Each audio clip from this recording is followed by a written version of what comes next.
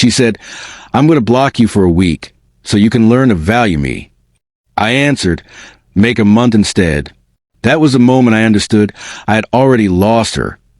Not to another person, but to her need to win. We were standing in my kitchen when she said it. The kettle was still hissing on the stove, steam curling between us like a white flag neither of us would raise. Her phone was in her hand, screen glowing, thumb hovering dramatically over my contact name as if she were pressing a detonator. She expected panic, a plea, maybe an apology wrapped in desperation. Instead, I leaned back against the counter and watched her. This wasn't the first test she'd given me.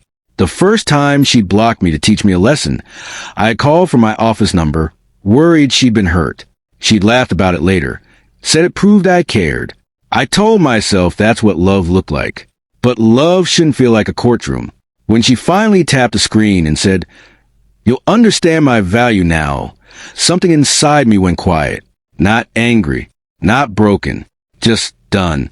The silence that followed wasn't punishment. It was permission. I've always been the steady one.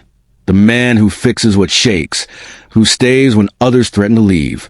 In every relationship before her, I was told I was safe, reliable, predictable. It sounded like praise, but always translated to one thing. He won't go anywhere. When I met her, she said she loved that about me. She liked that I didn't yell, that I didn't compete, that I let her have the last word. At first, it felt mature. Two adults who didn't need drama. But over time, I realized I wasn't avoiding conflict. I was absorbing it. She had a talent for turning affection into leverage. If I worked late, I didn't value her. If I disagreed, I was dismissive. If I needed space, I was selfish. Every disagreement ended the same way. Her threatening distance, and me negotiating my way back into her good graces. I paid most of the rent because her job was temporary. I cleared half my closet because she felt cramped. I adjusted my routines, my friends, my weekends. Slowly, invisibly, I adjusted myself. And each time she pulled away to prove a point, I chased. Not because I was weak, but because I believed love meant staying, even when staying meant shrinking. The first time she blocked me, it was over dinner. I had disagreed with her, gently, about a story she was telling our friends. Nothing dramatic, just a quiet correction. She smiled at the table, but her eyes hardened for half a second. Later that night, my calls went straight to voicemail.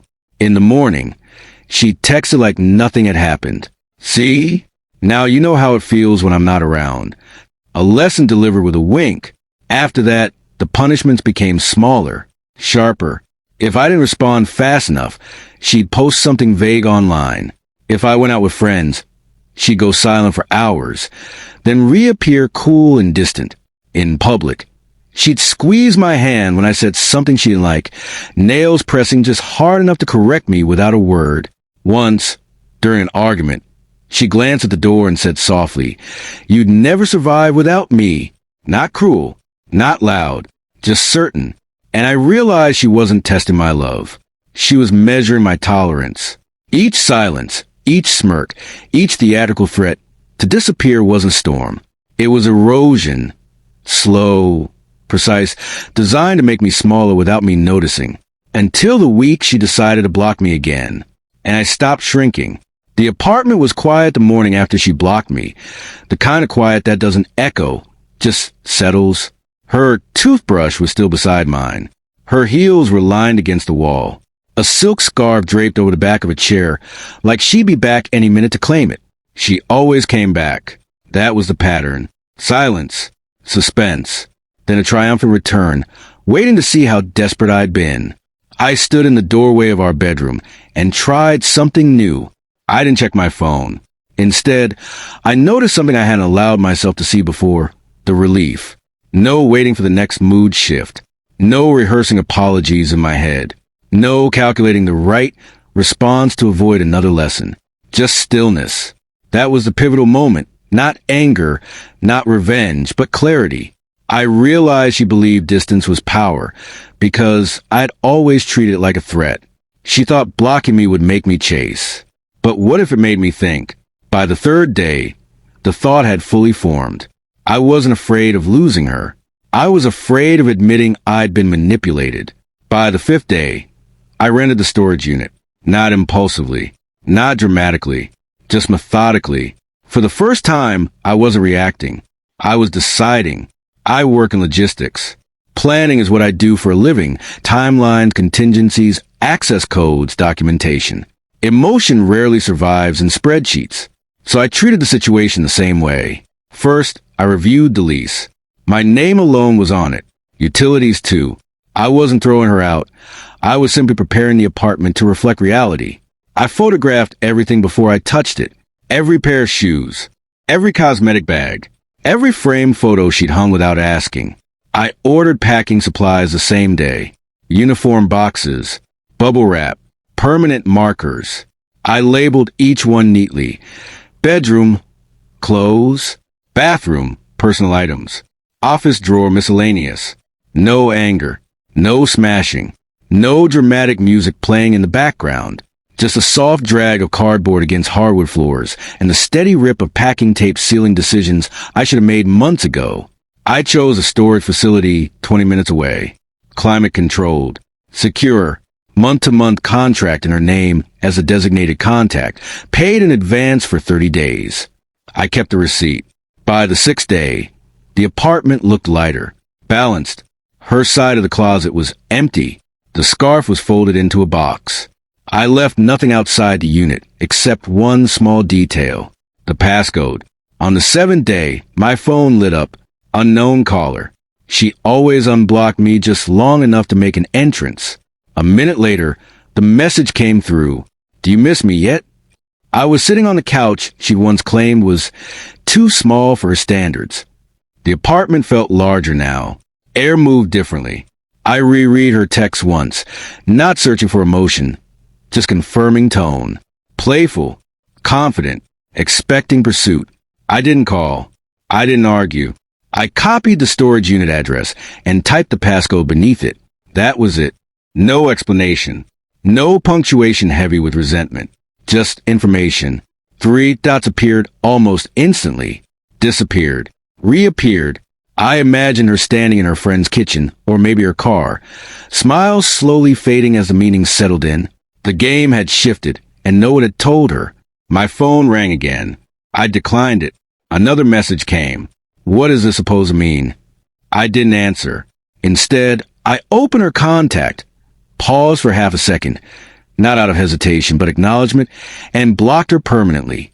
Then I placed my phone face down on the table. For the first time in a long while, the silence wasn't a weapon. It was mine. By that evening, the calls started coming from numbers I didn't recognize. Her sister left a voicemail first, sharp, indignant, accusing me of being cold and dramatic. A mutual friend texted, "Man, you could have handled that better." No one asked what handling it better would have looked like. Begging, maybe. Apologizing for being packed into boxes in my own apartment. She posted something vague online about betrayal and emotional immaturity. A few people liked it. A few people sent me screenshots, as if I needed proof that I was a villain in her version. I didn't respond to any of it. What surprised me most wasn't the criticism. It was how quickly the noise faded when I refused to participate. Without my reaction, there was no performance. Without my defense, there was no debate. The real stakes weren't about furniture or pride.